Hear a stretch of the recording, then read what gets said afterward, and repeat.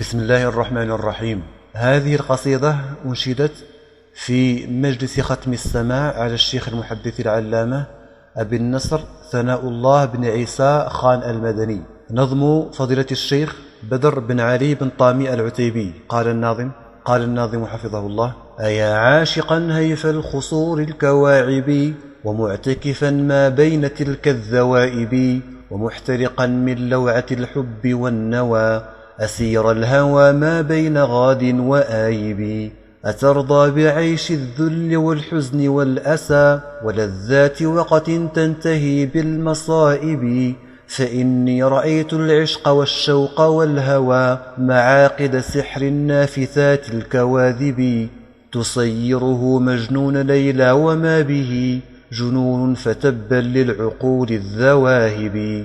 فإن كنت مشتاقا وفي القلب حرقة، عليك بأهل العلم من كل ناجب، مجالسهم ما بين تفسير آية وشرح حديث أو مقال لصاحب، رياض من الفردوس قد جاء وصفها عن المصطفى من غير شك لرائب. فأكرم بأهل العلم من كل فاضل، حماة حياض الدين من كل كاذب، ومنهم ثناء الله لله دره، إمام هدى يرقى بنا في المراتب، أبو النصر شد الله بالدين عضده، فيدعو إلى التوحيد في كل جانب، وقدم للتعليم معظم وقته، وذلل للطلاب كل المصاعب، وزانت به لاهور وازدان أهلها بدعوته بين الملا والمقانب. وحل علينا الشيخ ضيفا وإنها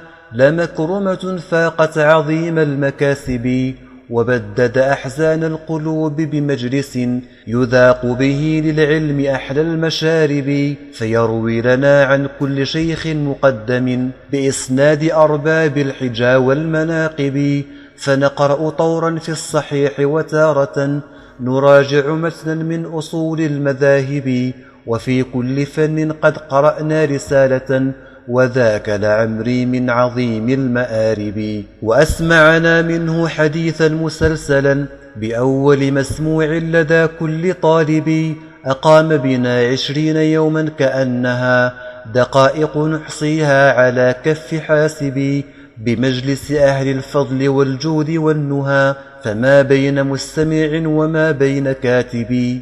فأنعم بهم أهل الحديث فشوقهم على العلم شوق يرتقي للكواكب، بمجلس شيخ المسندين بنجدنا عنيت به بدر الدجى والمقائب، أبا عمرو المعروف بالعلم والهدى، ورحلته في شرقها والمغارب، هو صالح لا ضيع الله سعيه، وأبقاه شوكا في حلوق النواكب. فيا ربي يا ذا المن والجود والعطاء، ويا خير مدعو ويا خير واهب، أقمنا على الإخلاص في كل لحظة، وكن عوننا في المعضلات النوائب، وصل إله العرش ما حام طائر على المصطفى المبعوث من نسل غائب، كذا الآل والأصحاب مع خير تابع، ومن بينهم أهل الحديث الأطايب.